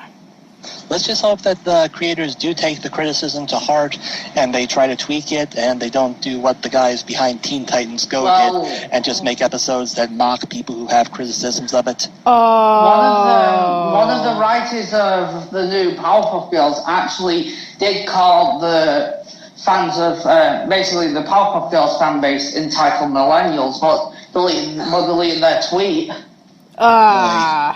That's not good taste. Anyway, but yeah, with Teen Titans Go, you could argue the same thing about that, but you know what, I mean, Teen Titans Go, there are some people who like Teen Titans Go because it's funny and it's colorful, and, then there's some people who don't like Teen Titans Go because it pretty much just throws away everything that the original brought in which it can be funny and dramatic. But, again, I've not seen Teen Titans Go in its entirety. I think when I was in Orlando visiting my cousin and he was watching some episodes of Teen Titans Go, I was just watching in the background, so I don't really know too much about that show. But from what I've seen, yeah, I mean, it's not like the original. They're trying to cater to a different audience, and you know what? I can't really say for sure until I watch a whole bunch of episodes of Teen Titans Go. But I mean, there's one thing that we were mentioning before, Jim, about like, taking episodes or taking movies and just doing shot for shot. At least for the people who attempt of doing remakes or reboots, at least they try to do something different. I mean, you could have just gone all out and say, we're going to do the same formula, and then we're just going to slap it out there and maybe just do some unnecessary changes. And I just feel like those are the worst kind.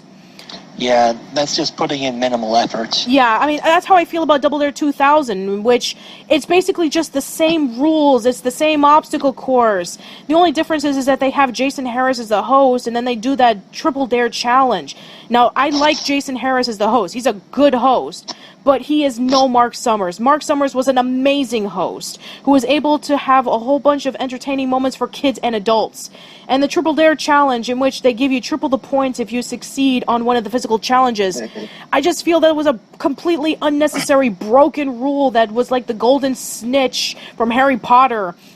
So yeah, I mean, if they do go ahead with another Double Dare reboot, they better cast Mark Summers as the host again, or else I'm not watching. I mean, even if they don't do Mark Summers, at least have it, kind of like, at least have the same Double Dare feel that, a lot of people from the original 80s really enjoyed for what it was. And, and trust me, I mean, if Double Dare 2000 wasn't like a completely safe remake or reboot or whatever, the Wild and Crazy Kids one is insulting because it's nothing like the original, and yet the only reason why it's called Wild and Crazy Kids is because of its name value, and the only thing they tried to do was like extreme sports, like they did the plastic roll, those plastic balls that the kids go into, they roll down the hill, and then the water sports and all that stuff.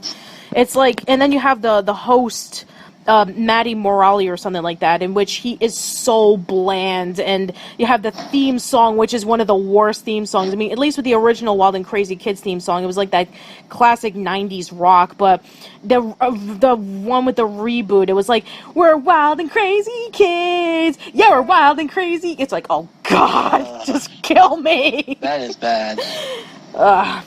But yeah, okay, so, you know what, I'm going to stop with the negative stuff. I guess we'll just talk about one more that has gotten a lot of people excited with the upcoming reboot with Cartoon Network, and it's the Samurai Jack one. I've seen pictures of it, and I hear that, Gendy's going to come back. Watch out. Watch out.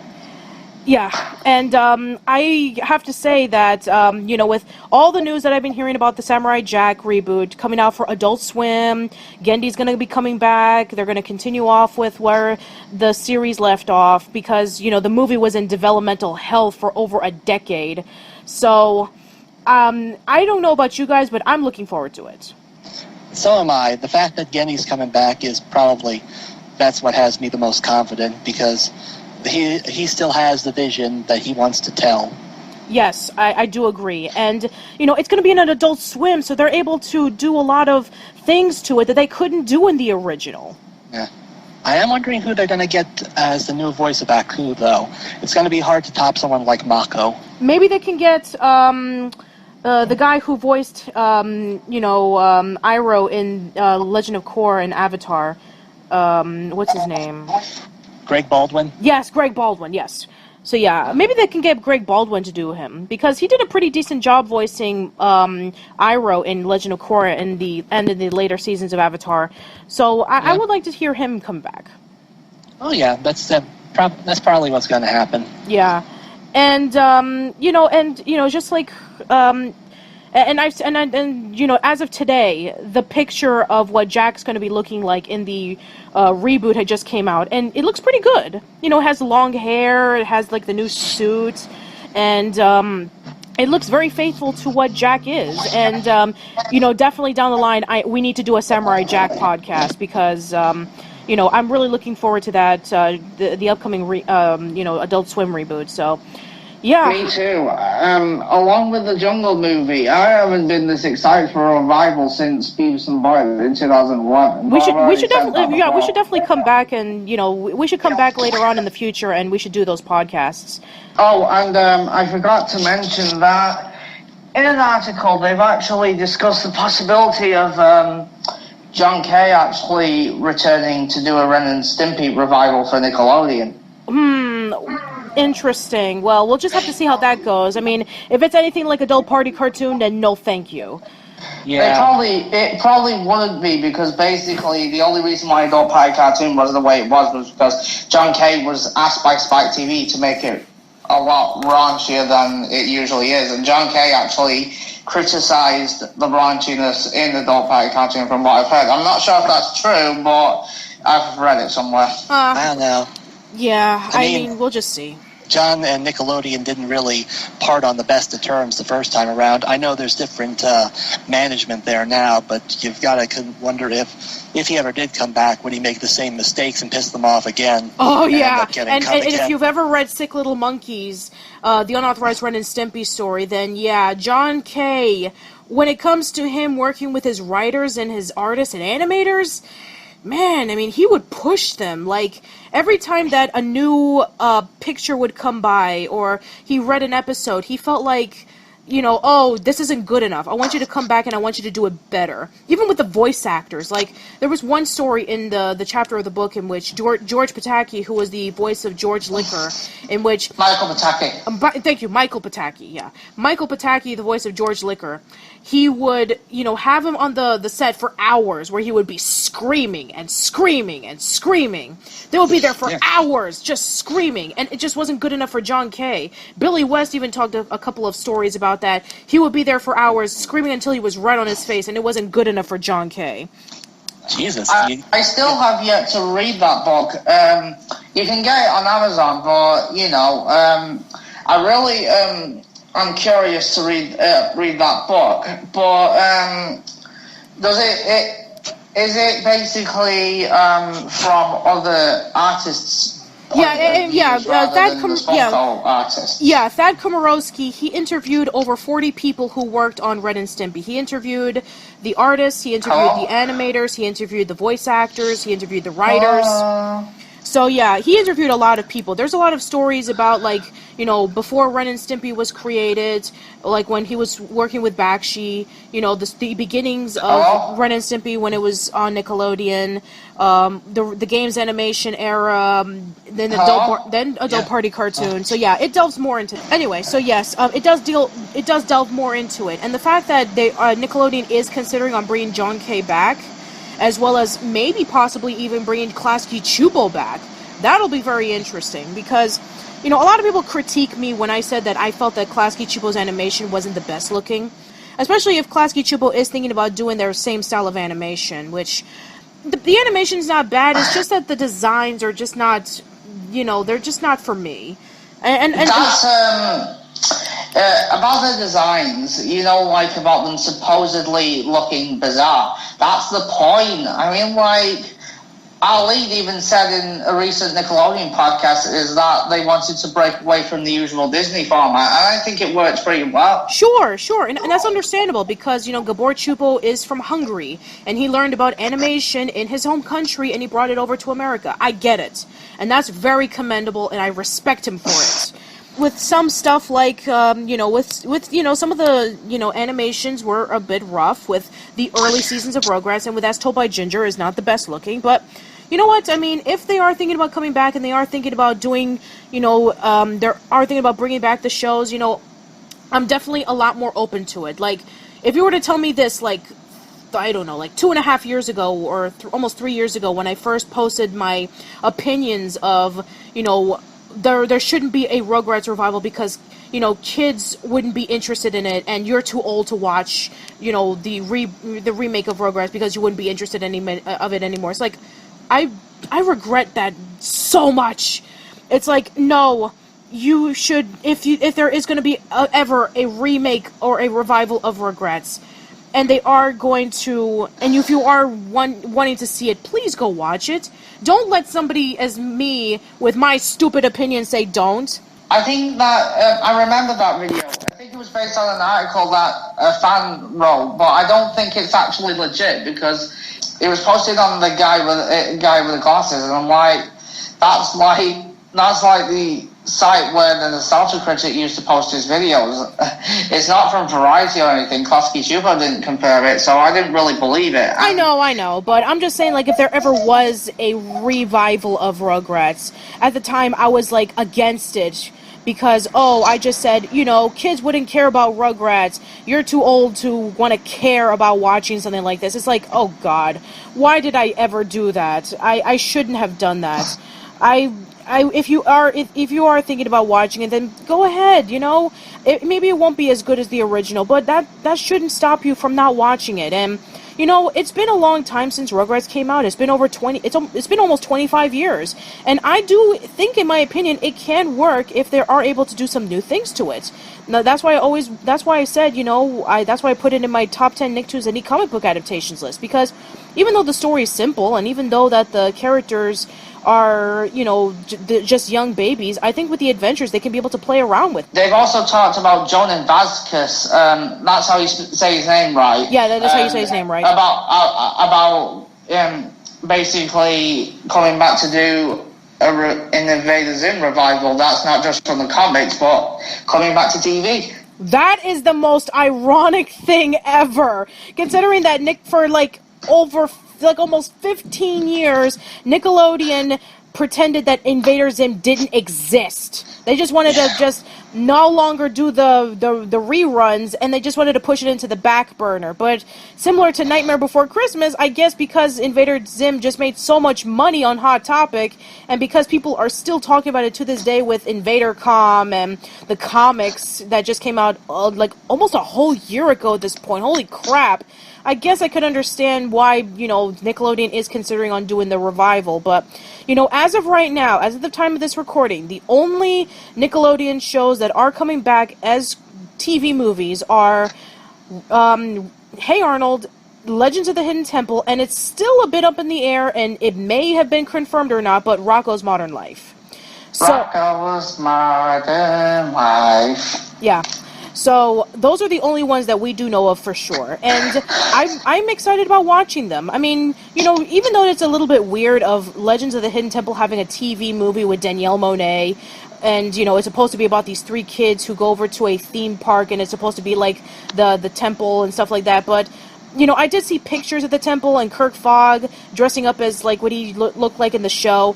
It looks interesting. I mean, even though probably the Danielle Monet story probably would suck. I mean, I don't care. If she gets captured by a temple guard, that would be amazing. I just hope that it will be good and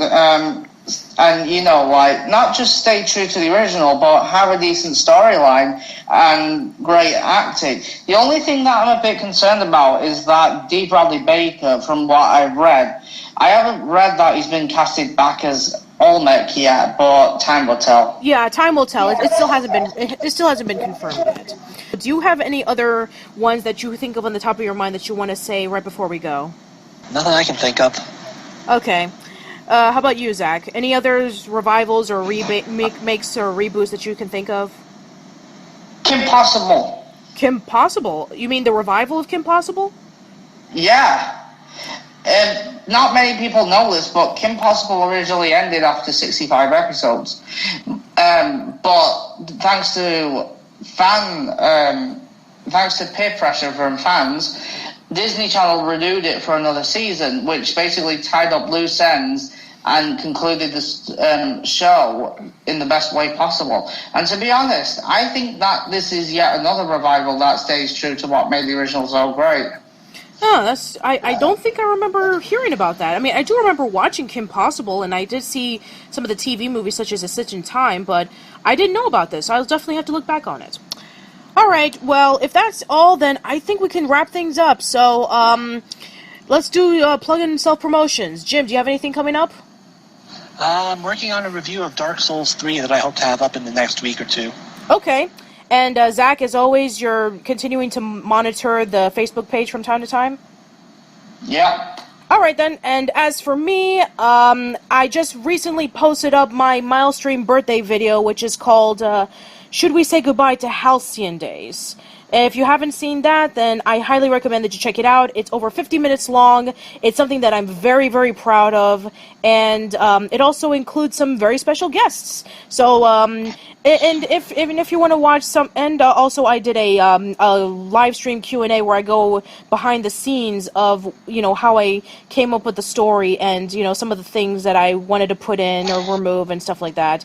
As well as some upcoming projects that I'm going to be doing sometime in the summer. So, yeah, that's pretty much it. And then, of course, I am still going to be working on, from pilot to final product on Invader Zim. And hopefully, fingers crossed, I do want to release the first episode of Heroic Gem or Junk with Wolverine and the X-Men, because X-Men Apocalypse came out recently, and I think there's no better time than to talk about it.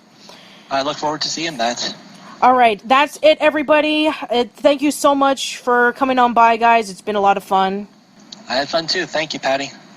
Alright, and that is the end of this episode. Let us know in the comments below on your favorite and least favorite reboots, remakes, revivals, remasters, whether it be on video games, TV shows, movies, songs, whatever. That is the end. Hope to see you around. Take care.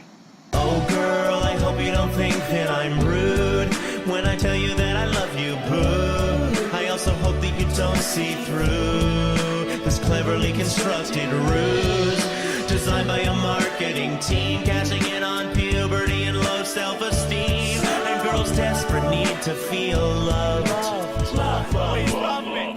America says we love a chorus, but don't get complicated and bore us, though meaning might be missing. We need to know the words after just one listen, so repeat stuff, repeat stuff, repeat stuff, repeat stuff, repeat stuff, repeat stuff, repeat stuff.